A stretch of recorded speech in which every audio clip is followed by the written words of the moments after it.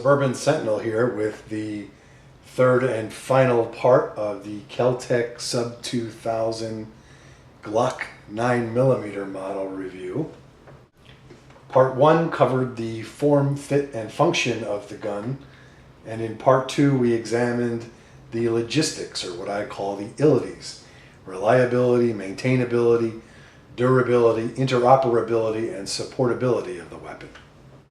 In Part 3 we will examine how the Kel Tec Sub 2000 might fulfill a role or roles in one's gun collection. Or in other words, how does this carbine earn its keep?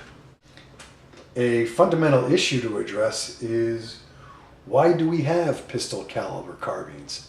They've been around for a very long time, but why do we take a pistol round and stick it in a long arm? A pistol caliber carbine has several advantages over a conventional rifle. Pistol caliber carbines tend to be lighter in weight and more compact. This generally allows for a very fast handling weapon. Carbines firing pistol cartridges generally have less recoil than full-blown rifle cartridges. In addition, smaller pistol cartridges allow most weapons to carry more ammunition when compared to a conventional carbine or rifle. Pistol caliber carbines also have several advantages over conventional handguns. First, the added barrel length provides the pistol cartridge more velocity. In addition, a shoulder-fired weapon provides a more stable shooting platform and a longer sight radius.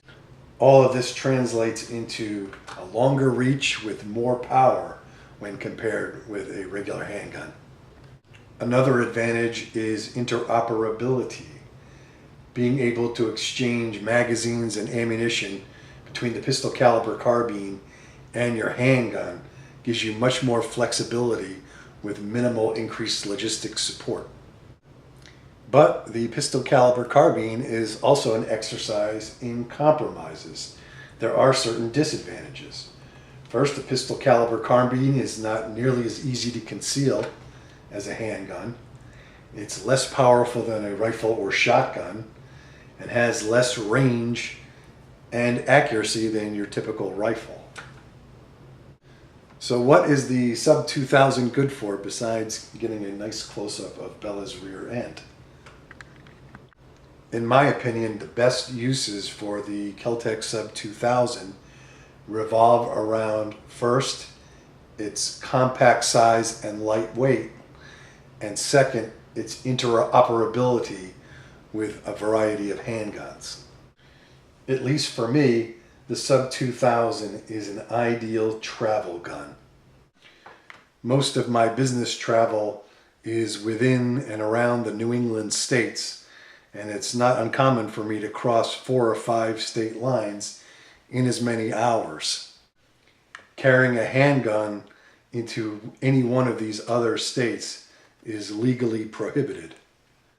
However, I can legally transport the Sub 2000 across the state lines so long as I comply with the applicable law. I like the Sub 2000 because it fits neatly into my laptop bag along with the laptop. This is just a cheapy nylon laptop bag, and as you can see, the Sub 2000, when folded, slides right in there.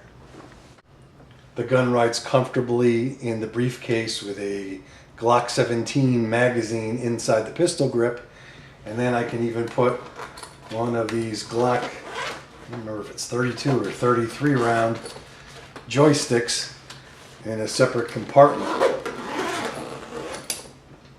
So this cheap little bag here carries the gun, 49 or 50 rounds of ammunition, my laptop, and all the accessories, and no one knows that I have a firearm. This bag certainly does not scream gun. It's great for business travel, and in fact my wife refers to the Sub 2000 as my hotel gun, because I would not go traveling out of town, especially if I'm staying in a hotel, without it. I really dislike staying in hotels when away on business for many reasons, not the least of which is security. When you're in a hotel, you have no control over who's on the premises and the security over those premises. Plus, you're on turf that is much less familiar than your own home.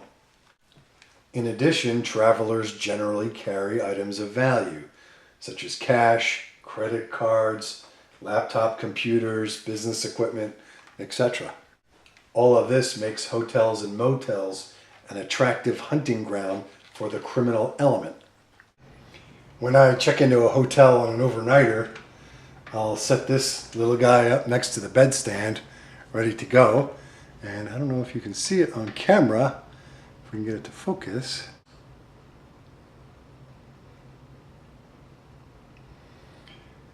There's that accessory rail, a piece of Picatinny rail that I bought from Kel Tec.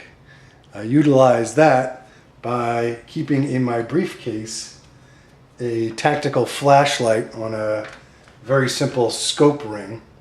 I'll just mount the flashlight to the Sub 2000. So any criminal who manages to get into my hotel room will be facing a blinding 200 lumen light and 50 rounds of 9mm. My other main use for the Sub 2000 is as a potential bug out gun.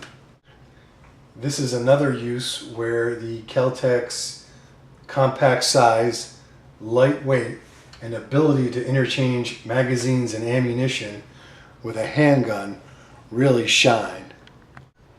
If I'm not traveling, this Kel Tec, along with this Glock 17, the 2 joystick magazines, and 3 regular Glock magazines all live in a small messenger bag that we keep in the hall closet.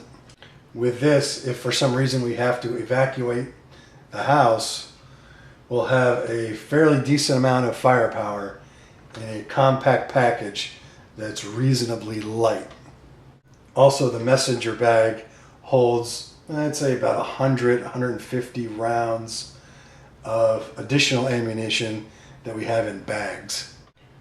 One of the reasons I opted for the 9mm version of the Kel Tec Sub 2000 over the 40 is that my wife is somewhat recoil sensitive, and she's very proficient with the 9mm Glock, and she has no trouble handling the Sub 2000 and 9mm. Moving on to our third major use for the Kel Tec Sub 2000 is as a survival gun. Survival or kit guns generally should be compact and lightweight. Survival guns, in my opinion, should be standard operating equipment for hikers, backpackers, boaters, pilots, and the like. The Kel Tec's diminutive size and very lightweight make it an excellent choice as a survival or kit gun. And Bella agrees. For a good 25 years or so, my survival rifle was this AR-7 Explorer chambered in .22 caliber long rifle that you see on the screen here. This is a pretty good survival rifle for its time, but the Kel Tec beats it hands down in most every way. First, you can see that the Kel Tec is a good 6 inches or so shorter than the AR-7 when in its operating mode. Although I have not weighed them, the AR-7 does feel a little bit lighter. However, the Kel Tec really shines with respect to firepower. First, the Kel Tec is chambered in the much harder hitting 9mm Luger, whereas the AR-7 is .22 long rifle.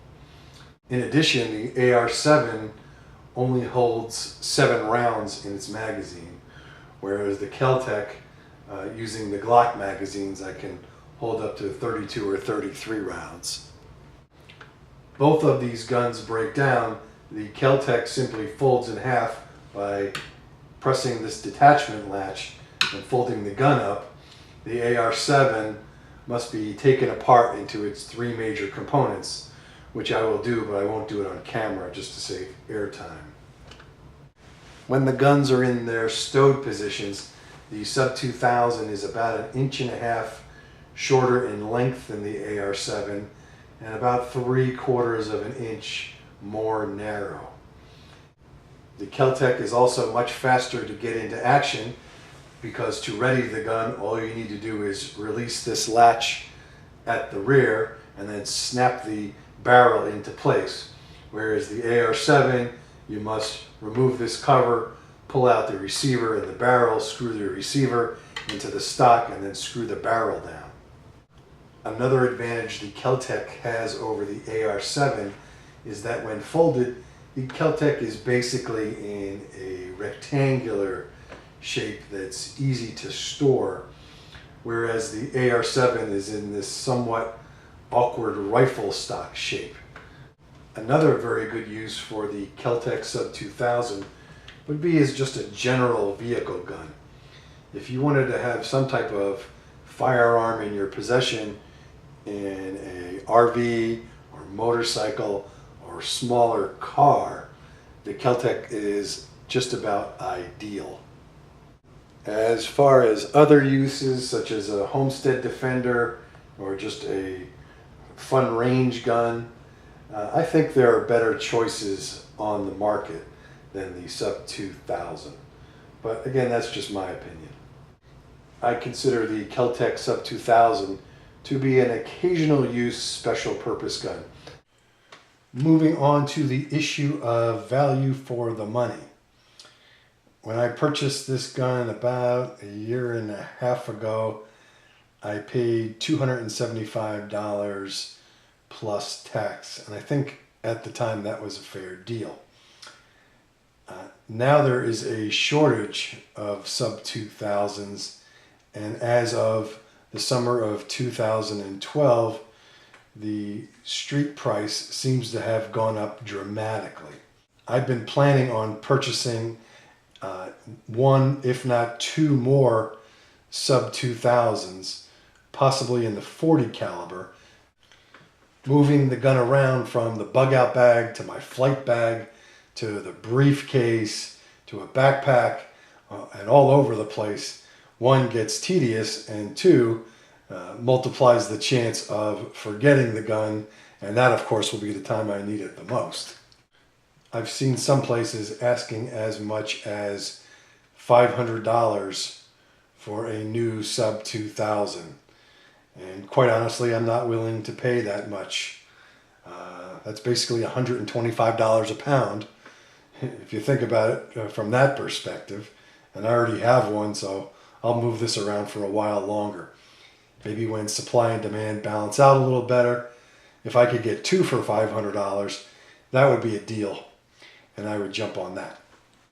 So to summarize this entire review, I can recommend the Kel Tec Sub 2000, not as a primary weapon, but as an occasional use, special purpose gun, especially in those situations where compact size and lightweight are critical, and or interoperability with your chosen handgun is of great use. I have only two reservations about the Sub 2000. One is that given Kel Tec's reputation for somewhat spotty quality control, I would make sure that any product I bought from Kel Tec is given a thorough break-in and trial period. And second, on this particular weapon, I would only use good quality magazines and ammunition, unless this was just used as a range toy. So that concludes my review of the Kel Tec Sub 2000 9mm Glock. Questions and enlightening comments are always welcome. Thanks for watching, and please subscribe. This is the Suburban Sentinel. Shoot safely, everybody.